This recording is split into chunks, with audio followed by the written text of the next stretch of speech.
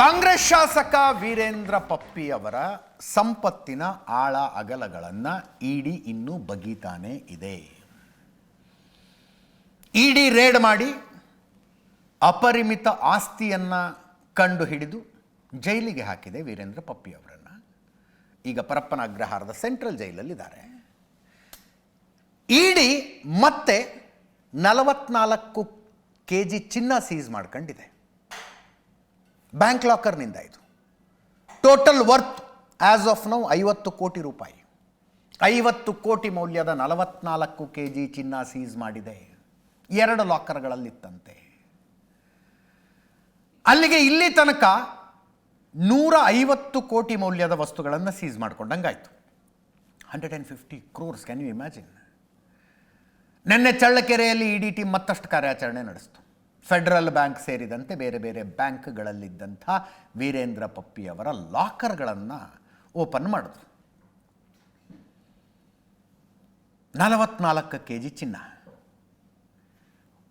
ಇವರ ಹತ್ರ ಸಿಕ್ಕಿರುವ ಗಾಡಿಗಳೇ 103 ಕೋಟಿ ವಿಧವಂತೆ.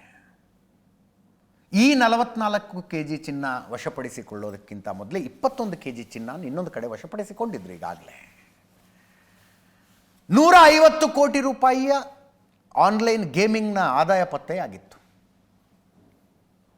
ಒಟ್ಟಾರೆ 2,000 ಕೋಟಿ ರೂಪಾಯಿಗಳ ಆನ್ಲೈನ್ ಗೇಮಿಂಗ್ನ ವ್ಯವಹಾರ ವೀರೇಂದ್ರ ಪಪ್ಪಿ ಮಾಡಿರುವ ಸುಳಿವು ಸಿಗ್ತಾ ಇದೆ. 2,000 ಕೋಟಿ.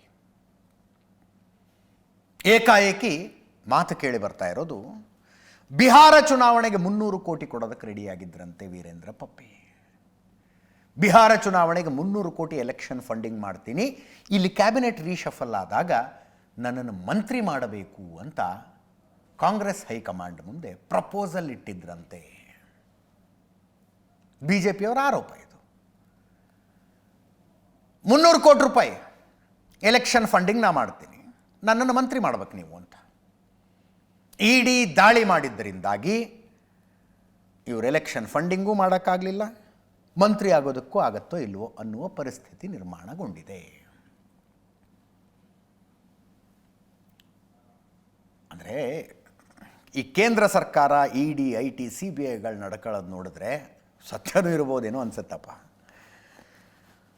ಬಿಹಾರದಲ್ಲಿ ಕೂತ್ಕೊಂಡು ತನಿಖೆ ಮಾಡುವಾಗ ಬಿಹಾರಕ್ಕೆ ವಿಪಕ್ಷಗಳು ಎಲ್ಲೆಲ್ಲಿಂದ ದುಡ್ಡು ತರ್ತವೆ ಅನ್ನುವ ಮಾಹಿತಿಯನ್ನು ಬೆನ್ನತ್ಕೊಂಡು ಹೋದಾಗ, ಓ, ಕರ್ನಾಟಕದಿಂದ ಒಬ್ಬ ಶಾಸಕರು 300 ಕೋಟಿ ಕೊಡೋದಕ್ಕೆ ತಯಾರಾಗಿದ್ದಾರೆ, ಬನ್ನಿ ಹಂಗಿದ್ರೆ ರೇಡ್ ಮಾಡೋಣ ಅಂತ ಬಂದಿದ್ರೇನು. ಆ ಮೂಲಕ ಅದೇನೋ ಅಂತಾರಲ್ಲ, ಒಂದೇ ಕಲ್ಲಿಗೆ 2 ಹಣ್ಣು ಬೀಳಿಸೋದು ಅಂತ. ಗೊತ್ತಿಲ್ಲ, ರಾಜಕಾರಣದಲ್ಲಿ ಹಿಂಗೆ ಅಂತ ಹೇಳೋದಕ್ಕೆ ಬರಲ್ಲ. ವಿಪಕ್ಷ ನಾಯಕ, ವಿಧಾನ ಪರಿಷತ್ ವಿಪಕ್ಷ ನಾಯಕ ಛಲವಾದಿ ನಾರಾಯಣಸ್ವಾಮಿ ಅವರು ಗಂಭೀರ ಆರೋಪ ಮಾಡಿದ್ದಾರೆ. ಆಫರ್ ಕೊಟ್ಟಿದ್ರು ಇವರಿಗೆ ಕಾಂಗ್ರೆಸ್ನವರು, 300 ಕೋಟಿ ನೀವು ಎಲೆಕ್ಷನ್ ಫಂಡಿಂಗ್ ಮಾಡಿ ನಾವು ನಿಮ್ಮನ್ನು ಮಂತ್ರಿ ಮಾಡ್ತೀವಿ ಅಂತ ಆಫರ್ ಕೊಟ್ಟಿದ್ರು ಅಂತ. CT ರವಿ ಅವರು ಅದನ್ನೇ ಹೇಳ್ತಾರೆ, ಅಕ್ರಮ ಹಣ ಸಂಪಾದನೆ ಮಾಡೋದು ಕಾಂಗ್ರೆಸ್ನಲ್ಲಿ ಮೆರಿಟ್ ಇದ್ದಂಗೆ ಅಂತ. ಅನೇಕ ಕಾಂಗ್ರೆಸ್ ನಾಯಕರುಗಳು ತಳ್ಳಿ ಹಾಕಿದ್ದಾರೆ, ತಲೆಬುಡ ಇಲ್ಲದೆ ಇರೋ ಆರೋಪ ಮಾಡಬಾರ್ದು ಅಂತ. ಕೇಳಿಸ್ಕೊಳ್ಳಿ. ನನಗೂ ಕೂಡ ಮಾಹಿತಿಗಳು ಬರ್ತಿದ್ವು. ಸುಮಾರು 300 ಕೋಟಿ ರೂಪಾಯಿಗಳನ್ನು ಬಿಹಾರ್ ಚುನಾವಣೆಗೆ ಕೊಡ್ತಾರೆ, ಆ ಕೊಡೋ ಕಾರಣಕ್ಕೆ ನನ್ನನ್ನು ಮಂತ್ರಿ ಮಾಡಬೇಕು ಅಂತ ಕೇಳಿದ್ರು ಅಂತೇಳಿ ಈಗಾಗಲೇ ಕೆಲವರು ಮಾತಾಡೋದನ್ನು ನನಗೂ ಗಮನಕ್ಕೆ ಬಂದಿದೆ. ಅತಿ ಭ್ರಷ್ಟಾಚಾರದಲ್ಲಿ ತೊಡಗಿರ್ತಕ್ಕಂಥ ಈ ಕಾಂಗ್ರೆಸ್ ಪಕ್ಷ ಇವರೊಬ್ಬರೇ ಅಲ್ಲ, ಇಂಥ ಕಾಂಗ್ರೆಸ್ನ ಒಳಗಡೆ 100 ಕುಟುಂಬಗಳು ಈ ರೀತಿ ಭ್ರಷ್ಟಾಚಾರದಲ್ಲಿ ಇವೆ. ಬಿಹಾರ್ ಚುನಾವಣೆ ಕಾಂಗ್ರೆಸ್ ಪಕ್ಷಕ್ಕೆ ಇದನ್ನು ಯಾವುದೇ ರೀತಿಯಾಗಿರ್ತಕ್ಕಂಥ ತಳಕು ಹಾಕೋದೇನಿದೆ ಅದು ರಾಜಕಾರಣವೇ ಹೊರತು ಬೇರೆ ಏನಲ್ಲ. ಇವೆಲ್ಲ ಏನಿವೆ ಇದು ಊಹಾಪೋಹ ಹಾಗೂ BJPಯವರು ಸೃಷ್ಟಿಸಿರ್ತಕ್ಕಂಥ ಒಂದು ಕತೆ. ಕಾಂಗ್ರೆಸ್ಸು 60ರ ದಶಕದಿಂದ ಈ ಒಂದು ಕಾಳಸಂತೆಕೋರರನ್ನು, ಭ್ರಷ್ಟಾಚಾರಿಗಳನ್ನು ಪ್ರೋತ್ಸಾಹಿಸ್ಕೊಂಡು ಬಂತು ವ್ಯವಸ್ಥೆ ಒಳಗೆ. ಕಾಂಗ್ರೆಸ್ ಅಧಿಕಾರದಲ್ಲಿದ್ದಾಗೆಲ್ಲ ಭ್ರಷ್ಟರು, ಅವನು ಯಾವ ಮೂಲದಲ್ಲಿ ಬೇಕಾದ್ರೂ ಹಣ ಮಾಡಿರಲಿ, ಭ್ರಷ್ಟರಿಗೆ ಮಣೆ ಹಾಕುತ್ತೆ, ಬ್ಲ್ಯಾಕ್ ಮಾರ್ಕೆಟ್ನವ್ರಿಗೆ ಮಣೆ ಹಾಕುತ್ತೆ. ಇದು ಈ ಕಾಂಗ್ರೆಸ್ನ ಸಿಸ್ಟಮ್ಮು. ಕಾಂಗ್ರೆಸ್ನಲ್ಲಿ ಮೆರಿಟ್ ಅಂದರೆ ಅಕ್ರಮ ಹಣ ಸಂಪಾದನೆ ಮಾಡೋದು ಕಾಂಗ್ರೆಸ್ನಲ್ಲಿ ಮೆರಿಟ್. ಅದು ನಿಮ್ಗೆ ಯಾರಿಗಾರು ಅನುಮಾನ ಇದ್ದರೆ ಒಂದು 10, 20, 30, 40 ಜನರು ಒಂದು ಟ್ರ್ಯಾಕ್ ರೆಕಾರ್ಡನ್ನು ತೆಗೆದು ನೋಡಿ. ಮುಂದಿನ ಸತಿಗೆ ಹೋಗೋಣ. ಬಿಜೆಪಿಯ ಉಚ್ಚಾಟಿತ ನಾಯಕ ಬಸನಗೌಡ ಪಾಟೀಲ್ ಯತ್ನಾಳ್ ಶಾಸಕ ಬಸನಗೌಡ ಪಾಟೀಲ್ ಯತ್ನಾಳರು ಆಡಿರುವ ಮಾತುಗಳನ್ನು ಕೇಳಿದ್ರೆ ಇದೇನು ಜ್ಞಾನೋದಯವಾದ ಮಾತಾ ಅಂತ ಅನಿಸುತ್ತೆ. ನೋಡಿ, ಯಡಿಯೂರಪ್ಪನವ್ರ ಬಗ್ಗೆ ನಾನು ಜಾಸ್ತಿ ಮಾತಾಡ್ತಿಲ್ಲ. ಈಗ ಮೊನ್ನೆ ಶಿವಮೊಗ್ಗಕ್ಕೆ ಹೋಗಿದ್ದೆ, ಅಲ್ಲೂ ಮಾತಾಡಲಿಲ್ಲ ಅಂತ. ಲೆಕ್ಕಾಚಾರಗಳು ಏನೇನೋ ಬೇರೆ ಬೇರೆ ಇರ್ತವೆ. ಅವ್ರು ಹೇಳಿದ್ರು, ಹಿಂದುತ್ವದ ಮತಗಳನ್ನು ಒಡೆಯೋ ಕೆಲಸ ನಾನು ಮಾಡೋದಿಲ್ಲ. ಹೇಳ್ತಾ ಬರ್ತಿದ್ರು ಅವರು, ಏನು JCB ಚಿಹ್ನೆ ಇಟ್ಕೊಂಡು ಒಂದು ಪಾರ್ಟಿ ಮಾಡ್ತೀನಿ, ಹಿಂದುತ್ವದ ಪಕ್ಷ ಆಗುತ್ತೆ, 2028 ಚುನಾವಣೆಯಲ್ಲಿ ನಾವೇ ಅಧಿಕಾರಕ್ಕೆ ಬರ್ತೀವಿ ಎಲ್ಲ ಹೇಳ್ತಿದ್ರು. ಇವತ್ತು ಏಷ್ಯಾನೆಟ್ ಸುವರ್ಣ ನ್ಯೂಸ್ಗೆ ಎಕ್ಸ್ಕ್ಲೂಸಿವ್ ಆಗಿ ಮಾತಾಡ್ತಾ ಹೇಳಿದ್ರು, ಹಿಂದುತ್ವದ ಮತಗಳನ್ನು ಒಡೆಯುವ ಕೆಲಸ ನಾನು ಮಾಡೋದಿಲ್ಲ. BJP ನನ್ನ ಫಸ್ಟ್ ಆಪ್ಷನ್ನು. ಇವನೇ ಕೆಲಸಕ್ಕೆ ಬರೋದಿಲ್ಲ, ನೀನು ಬರಬೇಡಯ್ಯ ನಮ್ಮ ಹತ್ರ ಅಂದರೆ ಆವಾಗ ಮುಂದಿನ ಯೋಚನೆ ಮಾಡ್ತೀನಿ ನಾನು ಅಂತ. ಯಡಿಯೂರಪ್ಪ ಮತ್ತು ಯಡಿಯೂರಪ್ಪ ಕುಟುಂಬದವರನ್ನು ಬಿಟ್ಟರೆ ಉಳಿದೆಲ್ಲ BJP ನಾಯಕರು ಟಚ್ನಲ್ಲಿದ್ದಾರಂತೆ, ಇವ್ರಿಗೆ ಟಚ್ನಲ್ಲಿದ್ದಾರೆ, ಮಾತಾಡ್ತಿರ್ತಾರಂತೆ. ಅವರ ಸಲಹೆ ಅಂತೆ ಯಡಿಯೂರಪ್ಪನವ್ರ ಬಗ್ಗೆ ಮಾತಾಡಬೇಡಿ ಅಂತ. ನಾನು ಮಾತಾಡ್ತಿಲ್ಲ ನೋಡಿ ಈಗ ಅಂತಾರವರು, ಕೇಳಿಸ್ಕೊಳ್ಳಿ. ನಾನು ಹಿಂದೂ ಮತ ಬ್ಯಾಂಕನ್ನು ಒಡಿಲಿಕ್ಕೆ ತಯಾರಿಲ್ಲ. ಹಿಂದೂ ಮತ ಬ್ಯಾಂಕು ಗಟ್ಟಿರಬೇಕು. ಅದಕ್ಕೆ BJPಗೆ ನನ್ನಿಂದ ಯಾವುದೇ ರೀತಿ ಕೆಟ್ಟಾಗಬಾರ್ದು. BJP ಮತ ಬ್ಯಾಂಕನ್ನು ಉಳಿಬೇಕು, ಹಿಂದುತ್ವನೂ ಉಳಿಬೇಕಂತ ಹೇಳಿ ಆ ದಾಟಿಯಲ್ಲಿ ನಾನು ಇವತ್ತು ಇದ್ದೇನೆ. ನನ್ನ ಆಪ್ಷನ್ ಎಲ್ಲ ಓಪನ್ ಇದೆ. BJPಯವರು ಗೌರವಯುತವಾಗಿ ನನ್ನನ್ನು ವಿಶ್ವಾಸ ತಗೊಂಡು ನಾ ಏನು ಆರೋಪಗಳನ್ನು ಮಾಡಿದ್ದೆ ಅನ್ನೋದು ಸತ್ಯ ಇದ್ದರೆ ಮತ್ತು ಪಕ್ಷಕ್ಕೆ ಲಾಭ ಆಗ್ತಿದ್ರೆ ನಾನು ಮೊದಲನೇ ಆಪ್ಷನ್ನು ಪಕ್ಷ. ನಂದು ಒಟ್ಟೆ ಆಪ್ಷನ್ ಇರೋದು BJP ಬಿಟ್ಟ ಮೇಲೆ ಅವ್ರಿಗೆ ತಗೋದೇ ಇಲ್ಲ, ನಾನು ಭಾಳ ಅಷ್ಟು ಅಯೋಗ್ಯದೇನಂತ ಅವ್ರು ನಿರ್ಣಯ ಮಾಡಿದ್ರೆ ಮುಂದೆ ನಾನು ನನ್ನ ಹಾದಿಯನ್ನು ನೋಡ್ಕೋಬೇಕಾಗ್ತದೆ. ಅವಾಗ ಮಾತ್ರ ಗಂಭೀರವಾಗಿ ನಾ ಏನು ನಿರ್ಣಯ ತಗೋತೇನೆ. ಇದರ ಅರ್ಥ ಯಾರಿಗೋ ಒಬ್ಬ ವ್ಯಕ್ತಿ ಒಂದು ಕುಟುಂಬಕ್ಕೆ ಮಾತಾಡಿದ್ದಕ್ಕೇ ಉಚ್ಚಾಟನೆ ಮಾಡೋದಲ್ಲ. ವಿಜಯೇಂದ್ರ ಒಂದು ಟೀಮ್ ಬಿಟ್ಟರೆ ಉಳಿದ ಎಲ್ಲ BJP ನಾಯಕರು ನನ್ನ ಸಂಪರ್ಕದಲ್ಲಿದ್ದಾರೆ. ನಾವು ಮಾತಾಡ್ಕೋತಿರ್ತೀವಿ. ನಾವೆಲ್ಲ ಕೂಡಿ ಕರ್ನಾಟಕದಲ್ಲಿ BJP ಸರ್ಕಾರ ಮಾಡಬೇಕು ಅನ್ನೋಂಥ ಭಾವನೆ ನಮ್ಮೆಲ್ಲ ಹಳೆ ಟೀಮ್ ಏನಿದೆ ಆ ಟೀಮ್ ಎಲ್ಲರೂ ನನ್ನ ಸಂಪರ್ಕದಲ್ಲಿದ್ದಾರೆ. ಯಾವುದೇ ರೀತಿ ಯಡಿಯೂರಪ್ಪ ಕುಟುಂಬಕ್ಕೆ ಬೈಯೋದನ್ನು ಬಿಡ್ರಿ ಅಂತ ಹೇಳಿ ಸಲಹೆ ಕೊಟ್ಕೋತಾ ಇರ್ತಾರೆ. ಇವತ್ತಿನವರೆಗೂ ಕೊಡ್ತಾರೆ. ಸಲಹೆಗಳನ್ನು ಹಂತ ಹಂತವಾಗಿ ಸ್ವೀಕಾರ ಮಾಡ್ಲಕತ್ತೀನಿ. ಮೊನ್ನೆ ನಾನು ಶಿವಮೊಗ್ಗ ಹೋದ್ರೆ ಏನೂ ಮಾತಾಡಿಲ್ಲ ಅದ್ರ ಬಗ್ಗೆ. ಯಾಕಂದ್ರೆ ಶಿವಮೊಗ್ಗದಲ್ಲೇ ನನಗೆ 10-12 ಜನ ಸೇರಿದ್ದು ನೋಡಿದ್ರೆ ನಮ್ಮ ಕಡೆನೂ ಒಲವಿದೆ. ಕಾರ್ಯಕರ್ತರಲ್ಲಿ ಹುಮ್ಮಸ್ಸು ಬರ್ತಾಯಿದೆ. ಹಿಂದುತ್ವದ ಒಬ್ಬ ವ್ಯಕ್ತಿ ಕರ್ನಾಟಕ BJPಯಲ್ಲಿ ಬೇಕು ಅನ್ನೋಂಥ ವಾತಾವರಣ ಈ ರಾಜ್ಯದಲ್ಲಿ ಸೃಷ್ಟಿಯಾಗಿದೆ. ಇಲ್ಲ, ಈಗ ನಾನು ನೇರ ಮಾತಾಡ್ತೀನಿ ಅನ್ನೋದು ಇದು ಎಲ್ಲರಿಗೂ ಗೊತ್ತಿರೋ ವಿಚಾರ. ಆದರೆ ಒಂದು ಭಯ ಅವ್ರಿಗೆ ಏನಿದೆ ಅಂದರೆ, ಯತ್ನಾಳನ್ನ ಮುಂದಿನ ಚುನಾವಣೆಯಲ್ಲಿ ನಾವು ಬಿಟ್ಟರೆ ದೊಡ್ಡ ನಷ್ಟ ಪಾರ್ಟಿಗೆ ಆಗ್ತೈತೆ ಅನ್ನೋಂಥದ್ದು ಅವೆಲ್ಲರ ಮಾತಾಡೋದ್ರ ಬಗ್ಗೆ ಅವರು ಹೇಳ್ತಿರ್ತಾರೆ. ಈಗಾಗಲೇ ನಾನು ನಾಳೆ 12ನೇ ತಾರೀಕಿಗೆ ಕೆರೆಗೋಡಿಗೆ ಹೋಗ್ತಾ ಇದ್ದೇನೆ. ಅಲ್ಲಿ ಒಂದು ಗಣಪತಿ ವಿಸರ್ಜನೆ ಕಾರ್ಯಕ್ರಮದಲ್ಲಿ ಭಾಗವಹಿಸ್ತಾ ಇದ್ದೇನೆ. ಈ ಗಣೇಶ ಚತುರ್ಥಿ ಏನಾಯಿತು, ರಾಜ್ಯದಾದ್ಯಂತ ಗಣೇಶನ ಪೆಂಡಾಲ್ಗಳನ್ನಿಟ್ಟರು ಯುವಕ ಸಂಘಗಳವರು ಯತ್ನಾಳರನ್ನ ನಮ್ಮಲ್ಲಿ ಬನ್ನಿ, ಅಲ್ಲಿ ಬನ್ನಿ, ಇಲ್ಲಿ ಬನ್ನಿ ಅಂತ ಕರೆಯೋದಕ್ಕೆ ಶುರು ಮಾಡಿದ್ರು. ಯತ್ನಾಳರು ಹೋದ್ರಲ್ಲಿ. ಹೋದಲ್ಲೆಲ್ಲ ಅವರಿಗೆ ಸಿಕ್ಕಂಥ ಆ ಸ್ವಾಗತ, ಸೇರಿದ ಜನ, ಕೇಕೆ ಎಲ್ಲವೂ ಯತ್ನಾಳರಲ್ಲಿ ಒಂದು ಹೊಸ ಹುರುಪು ತುಂಬಿತು. ಅದು ಅವರೇ ನಿರೀಕ್ಷೆ ಮಾಡಿರಲಿಲ್ಲವೋ ಏನೋ, ಅವರೇ ನಿರೀಕ್ಷೆ ಮಾಡಿರಲಿಲ್ಲ ಅನ್ಸತಿ. ಮದ್ದೂರಿನಲ್ಲಿ ಗಲಾಟೆ ಆದಾಗ BJP ನಾಯಕರುಗಳ ಬಂದು ಹೋದ ಮಾರನೇ ದಿವಸ ಅವ್ರು ಹೋದರು. ಇದು ಬಹುಶಃ ಮದ್ದೂರ್ದು ಅನ್ಸತ್ತಿದ್ದು ದೃಶ್ಯಗಳನ್ನು ನೀವೇನು ನೋಡ್ತಾ ಇದ್ದೀರಿ, ಮದ್ದೂರ್ದು. ಇದನ್ನು ನೋಡಿ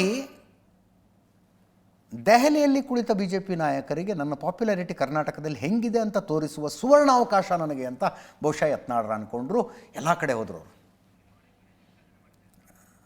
ಕೆಲವು ಕಡೆಗಳಲ್ಲಿ ಗಣೇಶನನ್ನು ವಿಸರ್ಜನೆ ಮಾಡದೆ ಹಾಗೆ ಇಟ್ಕೊಂಡು ಕೂತ್ಕೊಂಡಿದ್ದಾರಂತೆ, ಯತ್ನಾಳರ ಡೇಟ್ ಸಿಗ್ತಿಲ್ಲ ಅಂತ.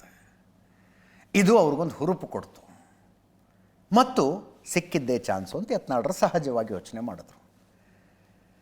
ಇಷ್ಟು ಪಾಪ್ಯುಲರ್ ಲೀಡರ್ನ ನಮ್ಮಲ್ಲಿ ಇಟ್ಟುಕೊಳ್ಳದೆ ಹೋದರೆ ಅಥವಾ ಮರಳಿ ಪಕ್ಷಕ್ಕೆ ಕರ್ಕೊಳ್ಳದೆ ಹೋದರೆ ಇದು ಕೌಂಟರ್ ಪ್ರೊಡಕ್ಟಿವ್ ಆಗುತ್ತೆ ಅನ್ನುವ ಆಲೋಚನೆ ಅವರಿಗೆ ಬರಲಿ ಅಂತ. ಅದಕ್ಕೆ BJPಯಲ್ಲಿ ಅನೇಕರು ಯತ್ನಾಳರಿಗೆ ಆತ್ಮೀಯರಿದ್ದಾರೆ. ಅವರು ಸಲಹೆ ಕೊಟ್ಟಿರ್ತಾರೆ, ಮುಂಚೆಯಿಂದನೂ ಕೊಡ್ತಿದ್ರು ಅವರು, ಸ್ವಲ್ಪ ನಿಮ್ಮ ಬಾಯಿ ಕಂಟ್ರೋಲ್ ಮಾಡಿ ಅಂತ, ಸ್ವಲ್ಪ ನಾಲಿಗೆ ಕಂಟ್ರೋಲ್ ಮಾಡಿ. ಏನೇನು ಹೇಳಬೇಕಲ್ಲ ನಿಮಗೆ ವಿಜೇಂದ್ರರ ಬಗ್ಗೆ, ಯಡಿಯೂರಪ್ಪನವ್ರ ಬಗ್ಗೆ ಇರುವ ಗ್ರೌಸ್ಗಳನ್ನು, ಆರೋಪಗಳನ್ನು, ಅಪವಾದಗಳನ್ನು ಅದೆಲ್ಲವನ್ನು ನಾಯಕರ ಮುಂದೆ ಹೇಳ್ಕೊಳ್ಳಿ, ಮಾಧ್ಯಮದ ಮುಂದೆ ಮಾತಾಡಬೇಡಿ ಅಂತ ಸಲಹೆ ಕೊಡ್ತಾ ಇದ್ದರು. ಯತ್ನಾಳರೇನು ಕಂಟ್ರೋಲಿಗೆ ಬರಲಿಲ್ಲ, ಉಚ್ಚಾಟನೆ ಆಗಿದ್ದು ಆಯಿತು. ಈಗ ಮರಳಿ ಪಕ್ಷಕ್ಕೆ ಬರ್ಬೇಕಂದ್ರೆ ನೀವು ಮೆಲೋಡೌನ್ ಆಗಬೇಕು ಅಂತ ಹೇಳಿರ್ತಾರೆ ಅವ್ರಿಗೆ. ಅದನ್ನೇ ಹೇಳ್ತಾ ಇದ್ದಾರೆ ಅವರು. ಶಿವಮೊಗ್ಗಕ್ಕೆ ಹೋದರೂ ನಾನು ಯಡಿಯೂರಪ್ಪನವ್ರ ಬಗ್ಗೆ ಚಕಾರ ಎತ್ತಲಿಲ್ಲ ನೋಡಿ ಅಂತ. ಆದರೆ ಇಮ್ಮಿಡಿಯೇಟಾಗಿ ಬಿ ಜೆ ಪಿ ಈಗ ಯತ್ನಾಳರನ್ನಂಗಿದ್ರು ವಾಪಸ್ ಕರ್ಕೊಳ್ಳೋಣ, ಈಗ ಸರಿ ಹೋಗ್ಬಿಟ್ಟಿದ್ದಾರೆ. ಹಂಗಾಗೋದಿಲ್ಲ, ಅದು ಹಂಗಾಗೋದಿಲ್ಲ. ಈಗ ಎಲೆಕ್ಷನ್ ಯಾವುದಿದೆ? ತಾಲೂಕ್ ಪಂಚಾಯತ್, ಜಿಲ್ಲಾ ಪಂಚಾಯತ್ ಚುನಾವಣೆ. ಅದಕ್ಕೆ ಯತ್ನಾಳರು ಬೇಕಾಗ್ತಾರ? ಆಲೋಚನೆ ಮಾಡ್ತಾರೆ. ಅದು ಬಿಟ್ಟರೆ ವಿಧಾನಸಭಾ ಚುನಾವಣೆ 2028, ಅಲ್ಲಿ ನಿರ್ಧಾರ ತೆಗೆದುಕೊಳ್ಳಬೇಕಾಗಿರುವಂಥ ಕೇಂದ್ರದ ನಾಯಕರುಗಳಿಗೆ ಸದ್ಯಕ್ಕೆ ಬಿಹಾರದ ಎಲೆಕ್ಷನ್ನು, ಬಿಹಾರ ಆದಮೇಲೆ ಯು ಪಿ ಬರುತ್ತೆ, ಇದಾವೆ, ಸುಮಾರು ಕೆಲಸ ಇದಾವೆ ಅವ್ರಿಗೆ. ಈಗ ಸದ್ಯಕ್ಕೆ ಇದ್ರ ಬಗ್ಗೆ ಗಮನ ಹರಿಸ್ತಾರೋ ಇಲ್ವೋ, ಐ ಡೋಂಟ್ ನೋ. ಮುಂದಿನ ಸುದ್ದಿಗೆ ಹೋಗೋಣ. ಅಕ್ಟೋಬರ್ ಹೋಯಿತು, ಅಕ್ಟೋಬರ್ ಬಂತು, ನವೆಂಬರ್ ಮುಂದಿನ ತಿಂಗಳು. ನವೆಂಬರ್ನಲ್ಲಿ ಕ್ರಾಂತಿ ಆಗುತ್ತಾ? ಸಂಜೆ ನಾನು ಹೇಳ್ತಾ ಇದ್ದೆ, ಏನೋ ಒಂದು ಆಗುತ್ತೆ ರಾಜ್ಯ ರಾಜಕಾರಣದಲ್ಲಿ.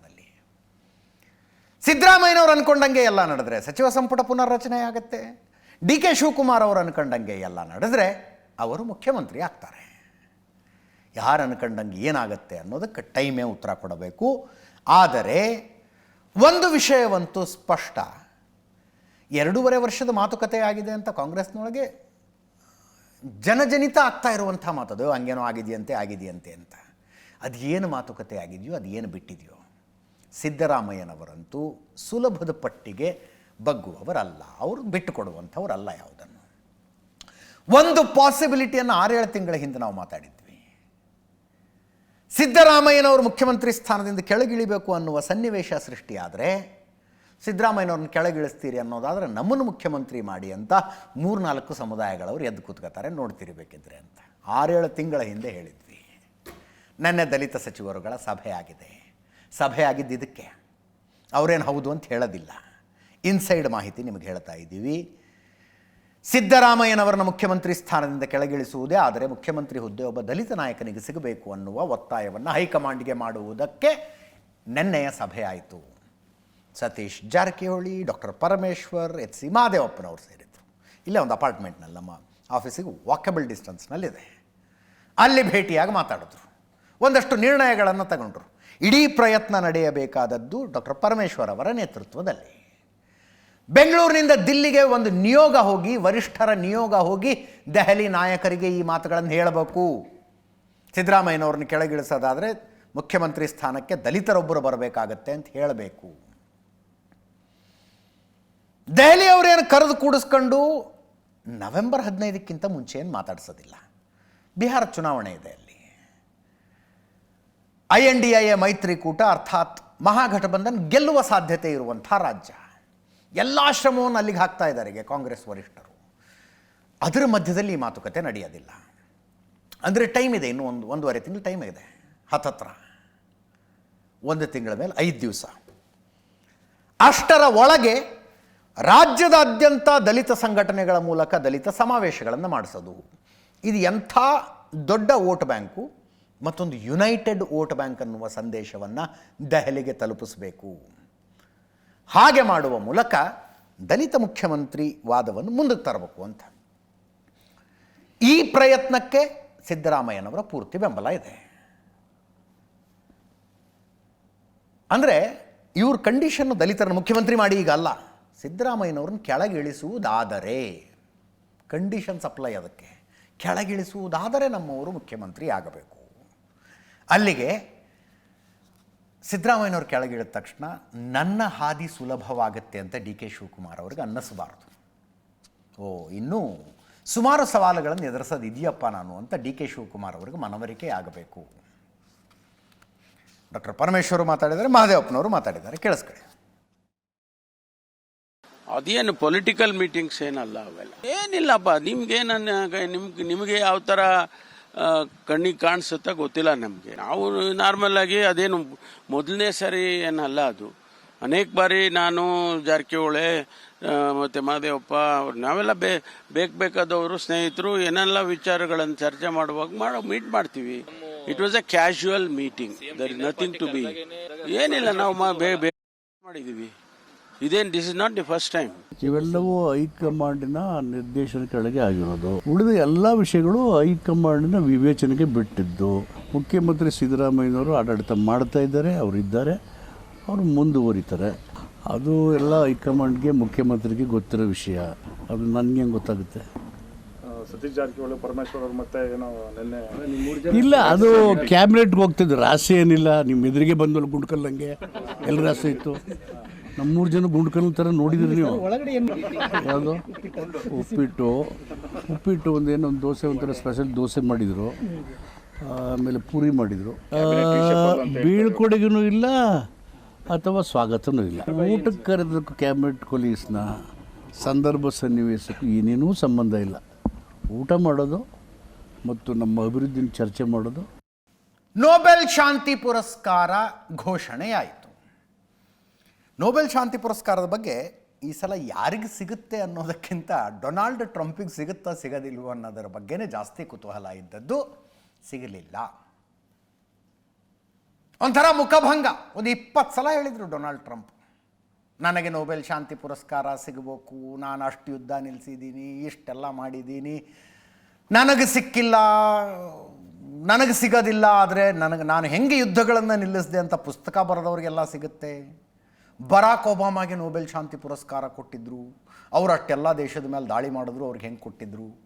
ಇದನ್ನೇ ಮಾತಾಡಿದ್ದು ಒಂದು 20 ಸಲ. ಏನೂ ಪ್ರಯೋಜನ ಆಗಲಿಲ್ಲ. 8 ಯುದ್ಧ ನಿಲ್ಲಿಸಿದ್ದೀನಿ, ನನಗೆ ಶಾಂತಿ ಪ್ರಶಸ್ತಿ ಕೊಡಿ. ನನಗಲ್ಲ ನಾನು ಕೇಳ್ತಾ ಇರೋದು, ಅಮೇರಿಕಕ್ಕೆ ಕೇಳ್ತಾ ಇದ್ದೀನಿ. ಎಲ್ಲ ಮಾತುಗಳು ಡೊನಾಲ್ಡ್ ಟ್ರಂಪ್ರಿಂದ ಬಂದಿದ್ವು. ಆದರೆ ಫೈನಲಿ ನೊಬೆಲ್ ಶಾಂತಿ ಪುರಸ್ಕಾರ ಹೋಗಿದ್ದು ವೆನಿಜುವೆಲಾದ ವಿಪಕ್ಷ ನಾಯಕಿ ಹೋರಾಟಗಾರ್ತಿಗೆ, ಮರಿಯಾ ಕೊರಿನಾ ಮಚಾಡೋ. ಮರಿಯಾ ಕೊರಿನಾ ಮಚಾಡೋ, ಇಲ್ಲಿ ಕಾಣಿಸ್ತಾ ಇದ್ದಾರಲ್ಲ, ಉಕ್ಕಿನ ಮಹಿಳೆ ಅಂತ ಕರೀತಾರೆ. ಮರಿಯಾ ಕೊರಾನೋ ಮಚಾಡೋ ಅವರಿಗೆ ಹೋಯಿತು. ಓಸ್ಲೋದ ನಾರ್ವೇಜಿಯನ್ ನೊಬೆಲ್ ಸಂಸ್ಥೆ ಇವತ್ತು ಘೋಷಣೆ ಮಾಡಿತು. ಡೊನಾಲ್ಡ್ ಟ್ರಂಪ್ಗೆ ನಿರೀಕ್ಷಿತ ನಿರಾಸೆ. ಅದೇನೋ ಒಂದು ಹೋಪ್ ಏನು ಇದ್ದಿರಲಿಲ್ಲ, ಬಟ್ ಯಾಕೆ ಪ್ರಯತ್ನ ಪಡಬಾರ್ದು ಅನ್ನೋ ಥರ ಇತ್ತು. ಬಹಳ ಜನರಿಗೆ ಗೊತ್ತಿದೆ, ಅಲ್ಫ್ರೆಡ್ ನೊಬೆಲ್ ಅನ್ನುವ ದೊಡ್ಡ ವಿಜ್ಞಾನಿಯೊಬ್ಬರಿದ್ದರು, ಸ್ವೀಡನ್ನ ಸಂಶೋಧಕ. ಅವರ ಜೀವಮಾನದ ಗಳಿಕೆಯನ್ನು ಒಂದು ಫಂಡ್ ಆಗಿಟ್ಟು ಅದರಿಂದ ಬರುವ ಆದಾಯದಲ್ಲಿ ನೊಬೆಲ್ ಪುರಸ್ಕಾರ ಶುರುವಾಗಿತ್ತು. ಬೇರೆ ಬೇರೆ ಕ್ಷೇತ್ರಗಳಿಗೆ ಕೊಡ್ತಾರೆ. ಅದರಲ್ಲಿ ನೊಬೆಲ್ ಶಾಂತಿ ಪುರಸ್ಕಾರ ಅತ್ಯಂತ ಪ್ರತಿಷ್ಠಿತವಾದದ್ದು. ವಿಜ್ಞಾನದ ಸಂಶೋಧನೆ ಕೊಡ್ತಾರೆ, ಸಾಹಿತ್ಯಕ್ಕೆ ಕೊಡ್ತಾರೆ, ಎಲ್ಲ ಇದೆ. ಶಾಂತಿ ಪುರಸ್ಕಾರ ಯಾರಿಗೆ? ಅದು ಭಾಳ ಕುತೂಹಲ ಇರುತ್ತೆ. ಅಂದರೆ ಜಗತ್ತಿನಲ್ಲಿ ಜಾಗತಿಕ ಶಾಂತಿಗೆ ಕೆಲಸ ಮಾಡಿದವರು, ಒಂದು ದೊಡ್ಡ ಸಮುದಾಯದ ಮೇಲೆ ಪ್ರಭಾವ ಬೀರಿದವರಿಗೆ ಇದನ್ನು ಕೊಡ್ತಾರೆ. ಪ್ರಪಂಚದ ಅತಿ ದೊಡ್ಡ ಪ್ರಶಸ್ತಿ ಅನ್ಡೌಟೆಡ್ಲಿ. ನಾರ್ವೆ ದೇಶದಲ್ಲಿ ಸಂಸತ್ತು ಒಂದು ಸಮಿತಿಯನ್ನು ನೇಮಕ ಮಾಡುತ್ತೆ. ಆ ಸಮಿತಿ ಆಯ್ಕೆ ಮಾಡೋದು ನಾರ್ವೇಜಿಯನ್ ನೊಬೆಲ್ ಸಮಿತಿ. 5 ಜನ ಇರ್ತಾರೆ ಕಮಿಟಿಯಲ್ಲಿ. ಇವತ್ತು ಘೋಷಣೆ ಮಾಡೋದು 338 ಅರ್ಜಿಗಳಿದ್ವು. ಅರ್ಜಿ ಸ್ವತಃ ಯಾರೂ ಸಲ್ಲಿಸೋದಕ್ಕೆ ಬರೋದಿಲ್ಲ. ನೊಬೆಲ್ ಶಾಂತಿ ಪುರಸ್ಕಾರಕ್ಕೆ ನನಗೆ ಕೊಡಿ ಅಂತ ನಾವೇ ಹಾಕೊಳ್ಳೋದಕ್ಕೆ ಬರೋದಿಲ್ಲ. ಇನ್ಯಾರೋ ನಾಮನಿರ್ದೇಶನ ಮಾಡಬೇಕು. ವ್ಯಕ್ತಿಗಳಿಗೆ ಮತ್ತು ಸಂಸ್ಥೆಗಳಿಗೆ ಎರಡಕ್ಕೂ ಕೊಡಬಹುದು ಇದನ್ನು. 244 ವ್ಯಕ್ತಿಗಳಿಗೆ ಮತ್ತು 94 ಸಂಸ್ಥೆಗಳಿಗೆ ನಾಮನಿರ್ದೇಶನ ಆಗಿತ್ತು ಈ ಸಲ. ಅಷ್ಟು ಹೆಸರುಗಳಿದ್ದು. ಅಂತಿಮವಾಗಿ ರಾಜಕಾರಣಿ, ಹೋರಾಟಗಾರ್ತಿ, ವೆನೆಜುವೆಲಾದ ವಿಪಕ್ಷ ನಾಯಕಿಗೆ ನೊಬೆಲ್ ಶಾಂತಿ ಪುರಸ್ಕಾರ ಬಂತು. ಇಂಡಿಯನ್ ಕರೆನ್ಸಿಲಿ ಹೇಳಬೇಕು ಅಂದರೆ 10,38,00,000 ರೂಪಾಯಿ ಅವಾರ್ಡ್ ಮನಿ. 10,38,00,000. ಹಿಂದೆ ಭಾರತದಲ್ಲಿ ಮದರ್ ತೆರೇಸಾಗೆ ಬಂದಿತ್ತು.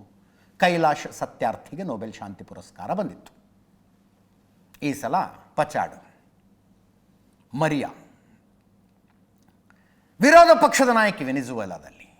ಅಲ್ಲಿ ಸರ್ವಾಧಿಕಾರದಿಂದ ಪ್ರಜಾಪ್ರಭುತ್ವದ ಕಡೆಗೆ ಜನರ ಮನಸ್ಸನ್ನು ತಿರುಗಿಸುವಲ್ಲಿ, ಅಂದರೆ ಪ್ರಜಾಪ್ರಭುತ್ವ ಬೇಕು ಅನ್ನುವ ಆಂದೋಲನವನ್ನು ಕಟ್ಟುವಲ್ಲಿ, ಜನರ ಹಕ್ಕುಗಳಿಗಾಗಿ ಹೋರಾಟ ಮಾಡುವಲ್ಲಿ ದೊಡ್ಡ ಮಟ್ಟದ ಕೆಲಸ ಮಾಡಿದ್ರು. ಸರ್ವಾಧಿಕಾರದಿಂದ ಪ್ರಜಾಪ್ರಭುತ್ವದ ಕಡೆಗೆ ವೆನಿಜುವೆಲಾ ಬರುವುದಕ್ಕೆ ಇವರ ಹೋರಾಟ ದೊಡ್ಡ ಮಟ್ಟದಲ್ಲಿ ಕಾರಣ ಆಗಿತ್ತು.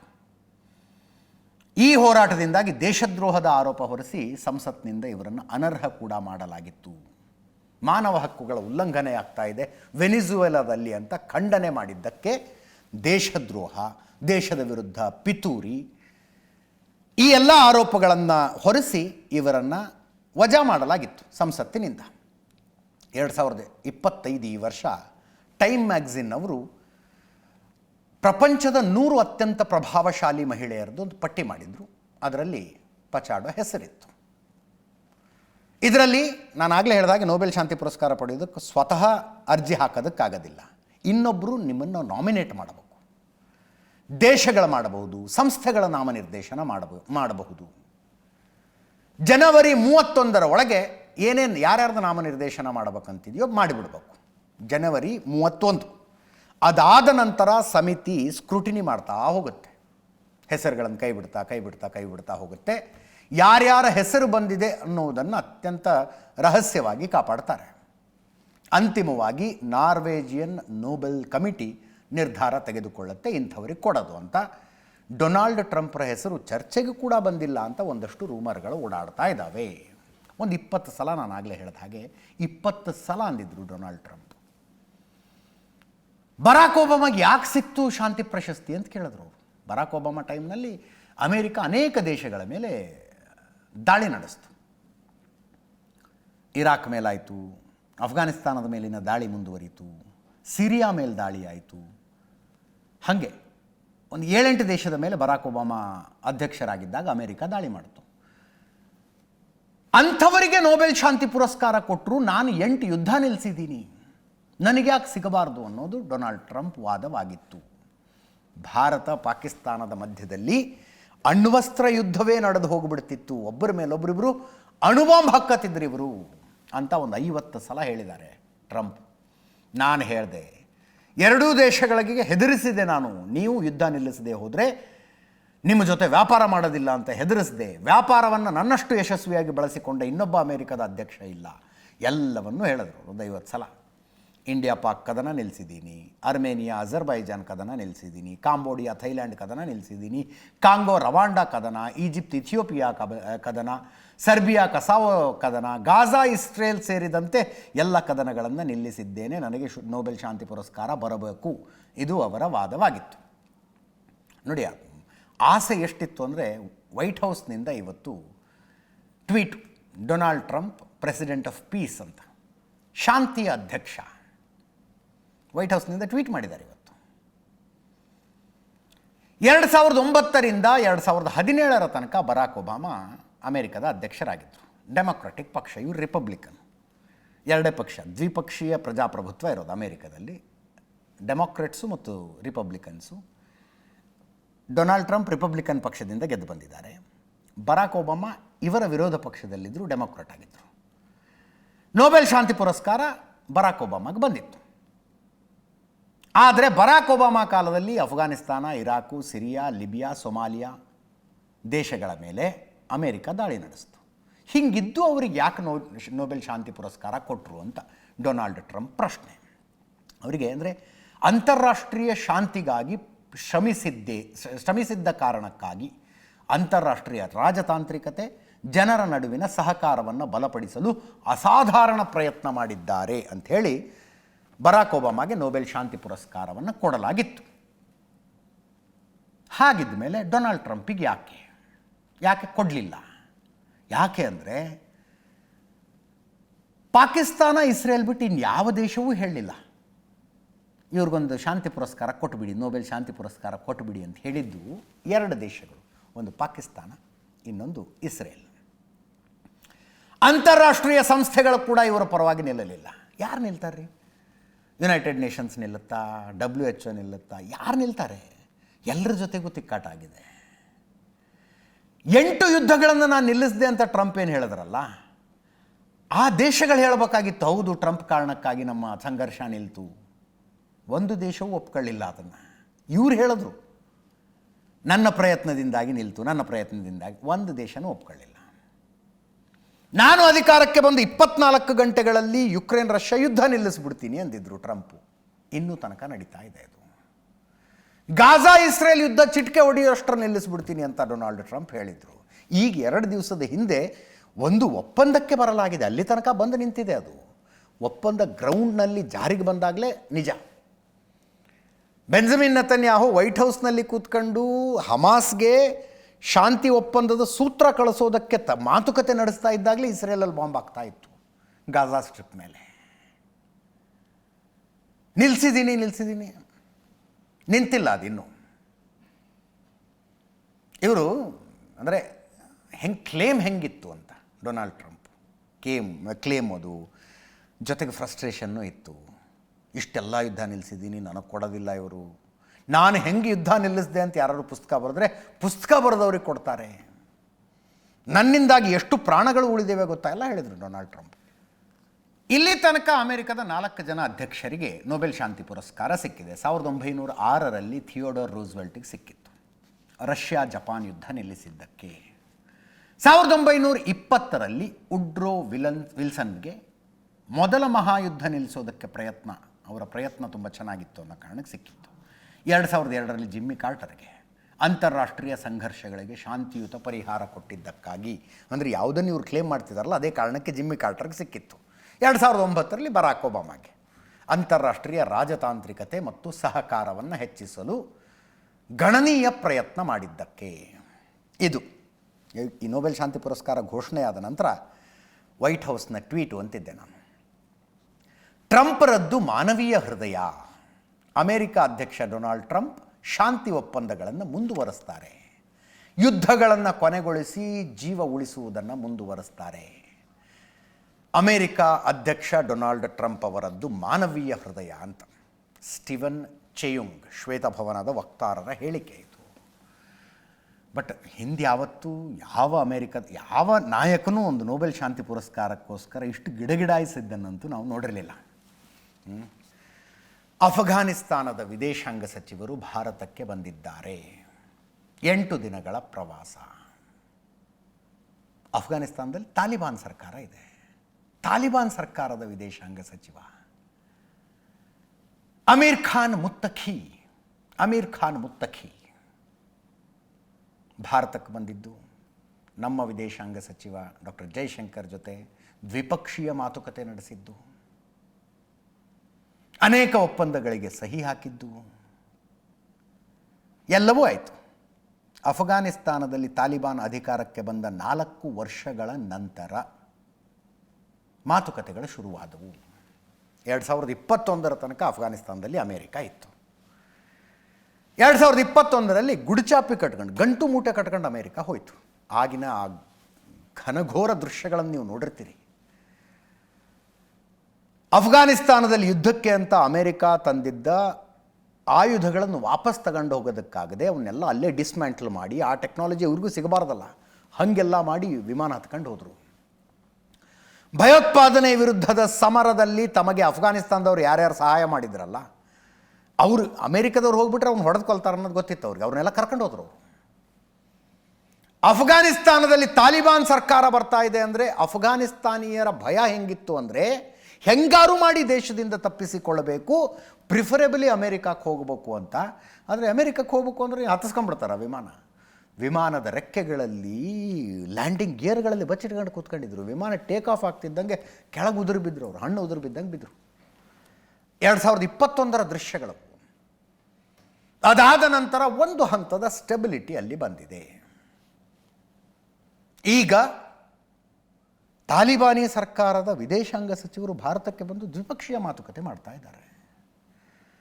ಭಾರತ ಇವತ್ತಿನ 4 ಒಪ್ಪಂದಗಳ ಪೈಕಿ ಒಂದು ಒಪ್ಪಂದ ಏನಂದರೆ, ಕಾಬೂಲ್ನಲ್ಲಿ ರಾಯಭಾರ ಕಚೇರಿ ಏನಿತ್ತು ಅದನ್ನು ಬಂದ್ ಮಾಡಿದ್ವಿ, ರೀಓಪನ್ ಮಾಡ್ತೀವಿ ಅಂತ ಭಾರತ ಆಶ್ವಾಸನೆ ಕೊಡ್ತು.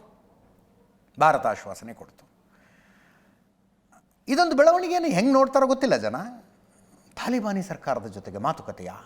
ಹೌದು, ಆಗ್ತಿರೋದು ಹೌದು. ತಾಲಿಬಾನಿ ಸರ್ಕಾರ ಮಾಡುವುದೆಲ್ಲವನ್ನು ಭಾರತ ಒಪ್ಕೊಳ್ಳೋದಕ್ಕಾಗೋದಿಲ್ಲ. ಸ್ಪೆಷಲಿ ಅಲ್ಲಿ ಮಹಿಳೆಯರ ಹಕ್ಕುಗಳು, ಮಹಿಳೆಯರ ಮೇಲಿನ ದೌರ್ಜನ್ಯಗಳು, ಅದನ್ನೆಲ್ಲ ನೋಡ್ಕೊಂಡ್ರೆ ಭಾರತ ಒಪ್ಕೋಬಾರ್ದು ಅದನ್ನು. ಆದರೆ ಪಕ್ಕದಲ್ಲಿ ನಮಗೊಂದು ಬಿಗ್ಗರ್ ಎನಿಮಿ ಇದೆ, ಪಾಕಿಸ್ತಾನ. ಆ ಪಾಕಿಸ್ತಾನದ ಶತ್ರುಗಳು ನಮಗೆ ನ್ಯಾಚುರಲ್ ಮಿತ್ರರಾಗ್ತಾರೆ. ಪಾಕಿಸ್ತಾನದ ಶತ್ರು ಅಫ್ಘಾನಿಸ್ತಾನ, ಅವ್ರಿಗೂ ಆಗಬರೋದಿಲ್ಲ. ಆ ಕಾರಣಕ್ಕೆ ಅಫ್ಘಾನಿಸ್ತಾನ, ತಾಲಿಬಾನ್ ಸರ್ಕಾರ ನಮಗೆ ನ್ಯಾಚುರಲ್ ಅಲಯನ್ಸು. ನಿಮ್ಗೆ ಹೇಳಬೇಕು ಅಂದರೆ, ಈ ಭಾರತಕ್ಕೆ ಮೋಸ್ಟ್ ವಾಂಟೆಡ್ ಆಗಿದ್ದವರು ಪಾಕಿಸ್ತಾನದಲ್ಲಿ ಅಪರಿಚಿತ ಬಂದೂಕುದಾರಿಗಳ ಗುಂಡಿಗೆ ಬಲಿಯಾದ್ರಲ್ಲ. ಭಾರತಕ್ಕೆ ಬೇಕಾಗಿದ್ದರು ಅವರು. ಪಾಕಿಸ್ತಾನದಲ್ಲಿ ಓಡಾಡ್ಕೊಂಡಿದ್ರು, ಕೆಲವರು ಭದ್ರತೆಯಲ್ಲಿದ್ದರು, ಕೆಲವರು ಹಾಗೆ ಆರಾಮಾಗಿ ಸುತ್ತಾಡ್ಕೊಂಡಿದ್ರು. ಅವ್ರನ್ನ ಯಾರ್ಯಾರು ಅಪರಿಚಿತ ಬಂದೂಕುದಾರಿಗಳು ಬೈಕಲ್ಲಿ ಬಂದು ಹೊಡೆದ್ರು, ಕಾರಲ್ಲಿ ಹೋಗಿ ಹೊಡೆದ್ರು. ಯಾರು ಹೊಡೆದವರು? ಹಾಗೆ ಹೊಡೆದವರ ಪೈಕಿ ಅಲ್ಲಿ ಪಾಕಿಸ್ತಾನದಲ್ಲಿ ಆಗಿರೋ FIRಗಳನ್ನು ಹೇಳ್ತಾ ಇದ್ದೀನಿ ನಾನು ನಿಮಗೆ. ಬಲೂಚ್ ಲಿಬರೇಷನ್ ಆರ್ಮಿಯವರು ಹೊಡೆದ್ರು, ತೆಹರೀಕೆ ತಾಲಿಬಾನ್ ಪಾಕಿಸ್ತಾನದವ್ರು ಹೊಡೆದ್ರು, ಈ ಭಯೋತ್ಪಾದಕ ಸಂಘಟನೆಯವರು ಹೊಡೆದ್ರು. ಈ ಭಯೋತ್ಪಾದಕ ಸಂಘಟನೆ ಕೆಲಸ ಮಾಡೋದು ಅಫ್ಘಾನಿಸ್ತಾನ ಅದರ ಬೇಸು. ಅವರು ಹೋರಾಡ್ತಾ ಇರೋದು ಪಾಕಿಸ್ತಾನದ ವಿರುದ್ಧ. ಭಾರತದ ಏಜೆನ್ಸಿಗಳವರು ಅವುಗಳನ್ನು ಬಳಸ್ಕೊಂಡ್ರು ಅಂತ ಹೇಳ್ತಾರೆ. ನಮ್ಮ ಶತ್ರುಗಳನ್ನು ಪಾಕಿಸ್ತಾನದಲ್ಲಿ ಎಲಿಮಿನೇಟ್ ಮಾಡೋದಕ್ಕೆ ಪಾಕಿಸ್ತಾನದ ಶತ್ರುವಾಗಿರುವ ಭಯೋತ್ಪಾದಕ ಸಂಘಟನೆಗಳನ್ನು ಭಾರತ ಸರ್ಕಾರ ಬಳಸಿಕೊಂಡಿತು ಅನ್ನೋದೊಂದು ಲೆಕ್ಕಾಚಾರ ಇದೆ. ಅದನ್ನು ಭಾಳ ದೊಡ್ಡ ದೊಡ್ಡ ಮಿಲಿಟರಿ ಅನಲಿಸ್ಟ್ಗಳು ಹೇಳಿದ್ದಾರೆ. ಆ ವಿಷಯಕ್ಕೆ ಡೀಟೇಲಾಗಿ ಹೋಗೋದು ಬೇಡ. ಅದು ಸಾಧ್ಯ ಆಗೋದು ಅಫ್ಘಾನಿಸ್ತಾನ ನಮಗೆ ಆತ್ಮೀಯತೆಯಿಂದ ಇದ್ದಾಗ. ನೀವು ಸುಮ್ಮನೆ ಯೂಟ್ಯೂಬಲ್ಲಿ ಈ ಬೈಕರ್ಗಳು, ಟ್ರಾವೆಲರ್ಗಳು ಅಫ್ಘಾನಿಸ್ತಾನಕ್ಕೆ ಹೋಗಿರೋ ವಿಡಿಯೋಗಳನ್ನು ಹಾಕ್ತಾರೆ. ಇಂಡಿಯನ್ ಬೈಕರ್ಗಳು, ಇಂಡಿಯನ್ ಟ್ರಾವೆಲರ್ಗಳು, ಕನ್ನಡಿಗರು ಸುಮಾರು ಜನ ಹೋಗಿದ್ದಾರೆ. ಅವರಿಗೆ ಅಫ್ಘಾನಿಸ್ತಾನದ ಜನ ತೋರಿಸುವ ಪ್ರೀತಿ ಹೆಂಗಿರುತ್ತೆ ಅಂತ ನೋಡಿ ನೀವು. ಒಂದು ವಿಶೇಷವಾದ ಪ್ರೀತಿ ಇರುತ್ತೆ. ಇತಿಹಾಸದಲ್ಲಿ ಏನೇನಾಗೋಗಿದೆ ಅದೆಲ್ಲ ಹೋಗೋದು ಬೇಡ. ಈಗ ಭಾರತೀಯರು ಅಂದರೆ ಅಫ್ಘಾನಿಸ್ತಾನದಲ್ಲಿ ಒಂದು ವಿಶೇಷವಾದ ಪ್ರೀತಿ ಆದರ ಅಂತೂ ಇದೆ. ಮಹಾಭಾರತದ ಗಾಂಧಾರಿಯ ನಾಡದು. ಆ ಪ್ರೀತಿ ನೆಕ್ಸ್ಟ್ ಲೆವೆಲ್ಗೆ ಹೋಗಿದೆ. ಇದು ಪಾಕಿಸ್ತಾನನ ಉರ್ಸೋದಕ್ಕೆ ನೋಡಿ. ದ್ವಿಪಕ್ಷೀಯ ಒಪ್ಪಂದ, ಕಾಬೂಲ್ನಲ್ಲಿ ಭಾರತದ ರಾಯಭಾರ ಕಚೇರಿ ಇತ್ತು, ಅದನ್ನು ಬಂದ್ ಮಾಡಿದ್ವಿ ನಾವು, ಮತ್ತೆ ಶುರು ಮಾಡ್ತೀವಿ ಈಗ. ಅಫ್ಘಾನಿಸ್ತಾನದ ಸಾರ್ವಭೌಮತ್ವವನ್ನು, ಪ್ರಾದೇಶಿಕ ಸಮಗ್ರತೆಯನ್ನು, ಅಫ್ಘಾನಿಸ್ತಾನದ ಸ್ವಾತಂತ್ರ್ಯವನ್ನು ಭಾರತ ಗೌರವಿಸುತ್ತೆ. ಮತ್ತೊಂದು ಒಪ್ಪಂದ ಇದು. ತಾಲಿಬಾನ್ ಅವರು ಭಾರತಕ್ಕೆ ಬರೆದು ಕೊಟ್ಟಿದ್ದಾರೆ, ನಮ್ಮ ದೇಶದ ನೆಲವನ್ನು ನಿಮ್ಮ ವಿರುದ್ಧ ಬಳಸೋದಕ್ಕೆ ನಾವು ಅವಕಾಶ ಕೊಡೋದಿಲ್ಲ ಅಂತ. This is a big statement. ಪಾಕಿಸ್ತಾನದ್ದೋ ಇನ್ಯಾವುದೋ ದೇಶದ್ದೋ ಭಯೋತ್ಪಾದಕ ಸಂಘಟನೆ ಭಾರತದ ವಿರುದ್ಧ ಕೆಂಡ ಕಾರುತ್ತೆ ಅಂದರೆ ಅದು ನಮ್ಮ ದೇಶದಲ್ಲಿ ಇರೋದಿಲ್ಲ, ನಾವು ಬರೆದಿಟ್ಕೊಳ್ಳಿ ಅಂತ ಹೇಳಿದ್ದಾರೆ ತಾಲಿಬಾನ್ನವರು. ವ್ಯಾಪಾರ, ಹ್ಯುಮ್ಯಾನಿಟೇರಿಯನ್ ಹೆಲ್ಪ್ ಅಂತಾರೆ, ಮಾನವೀಯ ನೆರವು ಮತ್ತು ಸಂಬಂಧವನ್ನು ಬಲಪಡಿಸುವ ಒಪ್ಪಂದ ಒಂದಾಗಿದೆ. ಚೀನಾ ಮತ್ತು ಪಾಕಿಸ್ತಾನಗಳ ವಿರುದ್ಧ ಕಾರ್ಯತಂತ್ರದ ಪುನರ್ರಚನೆ ಆಗುತ್ತಂತೆ. ಇಷ್ಟೆಲ್ಲ ಅಶ್ಯೂರೆನ್ಸ್ ಇವತ್ತಿನ ಮಾತುಕತೆಯಲ್ಲಿ ಬಂದಿದೆ. ಅಫ್ಘಾನಿಸ್ತಾನಕ್ಕೆ ಅವಶ್ಯಕತೆ ಅಂತ ಬಿದ್ದಾಗಲೆಲ್ಲ ಸಹಾಯ ಮಾಡೋದು ಭಾರತನೇ. ಏನೋ ತುಂಬ ಕೊಟ್ಟುಬಿಡ್ತೀವಿ ಅಂತಲ್ಲ. ಅಫ್ಘಾನಿಸ್ತಾನಕ್ಕೆ ನಾವು ದುಡ್ಡಿನ ಲೆಕ್ಕದಲ್ಲಿ ಕೊಟ್ಟಿದ್ದು ನೋಡಿದ್ರೆ ಭಾರತದ ಯಾವುದಾದ್ರೂ ಒಂದು ಹಿಂದುಳಿದ ಜಿಲ್ಲೆ ಖರ್ಚು ಮಾಡ್ದಂಗೆ ಇರುತ್ತಷ್ಟೆ. ಒಂದು ಜಿಲ್ಲೆ ಖರ್ಚು ಮಾಡ್ದಂಗೆ. ಅವ್ರಿಗೆ ಅದೇ ದೊಡ್ಡದು ಅವ್ರಿಗೆ.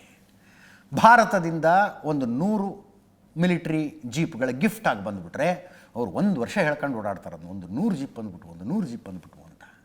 ಉದಾಹರಣೆಗೆ ಕಾಬೂಲ್ನಲ್ಲಿ 1,000 ಕುಟುಂಬಗಳಿಗೆ ಭಾರತ ಟೆಂಟ್ಗಳನ್ನು ಕೊಟ್ಟಿತ್ತು. ಅಫ್ಘಾನ್ ಕುನಾರ್ ಪ್ರಾಂತ್ಯದಲ್ಲಿ 15 ಟನ್ ಈ ಧಾನ್ಯಗಳನ್ನು ಕೊಟ್ಟಿದ್ವಿ, ನಾವು ಕಾಳು ಕಡಿ ಕೊಟ್ಟಿದ್ವಿ. ಸೆಪ್ಟೆಂಬರ್ 2, 2025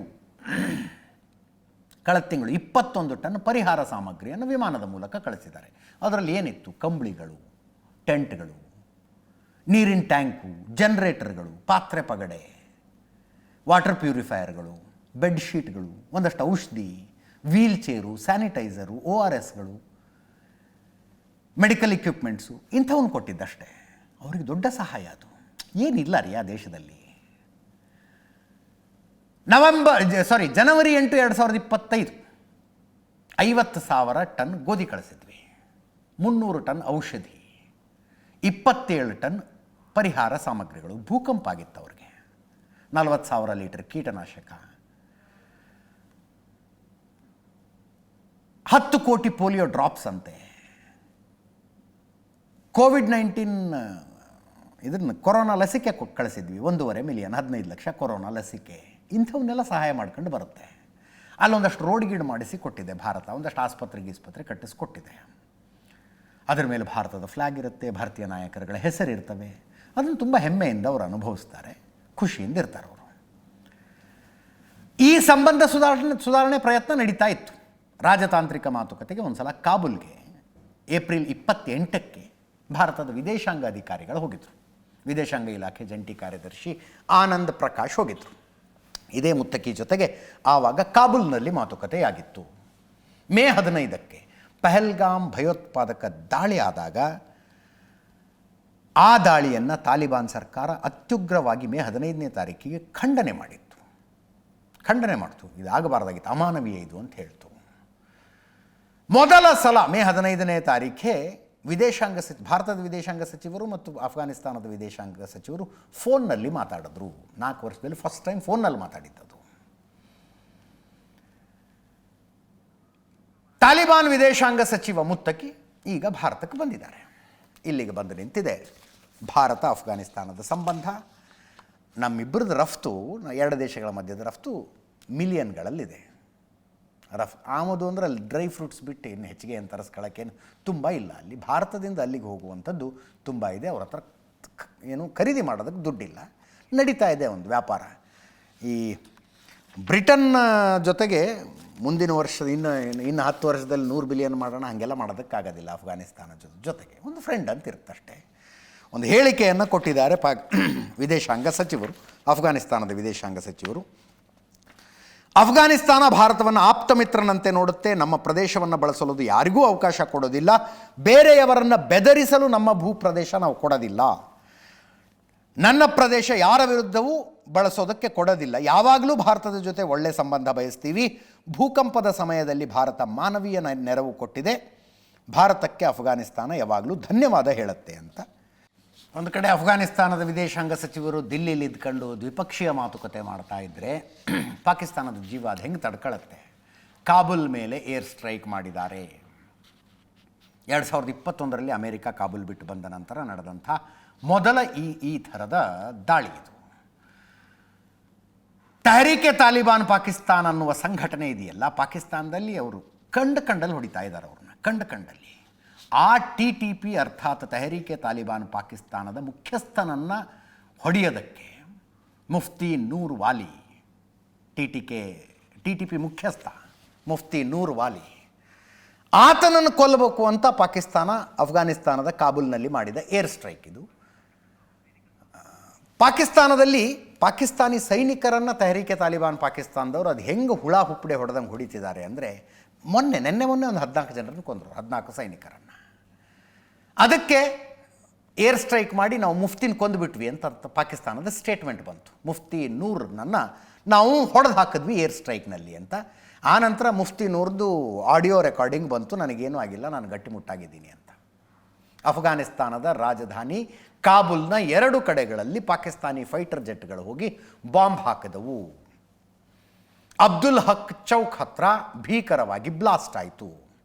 ಕಾಬೂಲ್ ಪಕ್ಕದಲ್ಲೇ ಇರುವ ಶೇರೆ ನಾವ್ ಪ್ರದೇಶದಲ್ಲೂ ಬಾಂಬ್ ಹಾಕಿದ್ರು. ಕಾಬೂಲ್ನ ಪೂರ್ವ ಪ್ರದೇಶದಲ್ಲಿ TTP ಅರ್ಥಾತ್ ತೆಹರೀಕೆ ತಾಲಿಬಾನ್ ಪಾಕಿಸ್ತಾನ ಹೆಡ್ ಕ್ವಾರ್ಟರ್ ಇದೆ, ಅಡಗುದಾಣ ಇದೆ. ಅಲ್ಲಿ ಅದರ ನಾಯಕ ಇದ್ದಾನೆ ಅನ್ನುವ ಇನ್ಫಾರ್ಮೇಷನ್ ಪಾಕಿಸ್ತಾನಿ ಮಿಲಿಟ್ರಿಗಿತ್ತಂತೆ. ಅಟ್ಯಾಕ್ ಮಾಡಿದ್ರಂತೆ, ಕೊಂದ್ವಿ ಅಂತಾನು ಸ್ಟೇಟ್ಮೆಂಟ್ ರಿಲೀಸ್ ಮಾಡಿದ್ರು. ಆದರೆ ನೂರ್ ವಾಲಿ ಆಡಿಯೋ ಬಂತು ಆಮೇಲೆ, ನಾನು ಗಟ್ಟಿಮುಟ್ಟಾಗಿದ್ದೀನಿ, ನನಗೇನೂ ಆಗಿಲ್ಲ ಅಂತ. ಪಾಕಿಸ್ತಾನದ 12 ಸೈನಿಕರನ್ನು TTP 2 ದಿನಗಳ ಹಿಂದೆ ಹೊಡೆದು ಹಾಕಿತ್ತು. ಅದಕ್ಕೆ ಪ್ರತೀಕಾರ ಇದು. ಏನು ಮಾಡೋದಕ್ಕೆ ಆದಂಗೆ ಕಾಣಿಸ್ತಾ ಇಲ್ಲ. 2021ರಲ್ಲಿ ಅಮೆರಿಕ ಅಫ್ಘಾನಿಸ್ತಾನದಿಂದ ಹೊರಗೆ ಬಂದ ನಂತರ ನಡೆದಂಥ ಮೊದಲನೆಯ ಘಟನೆ. ಇದರೊಂದಿಗೆ ಇವತ್ತಿನ ನ್ಯೂಸ್ ಅವರ್ ಮುಗಿಸ್ತಾ ಇದ್ದೀನಿ. ನೇರ ದಿಟ್ಟ ನಿರಂತರ ಸುದ್ದಿಗಾಗಿ ನೋಡ್ತಾ ಇರಿ ಏಷ್ಯಾನೆಟ್ ಸುವರ್ಣ ನ್ಯೂಸ್.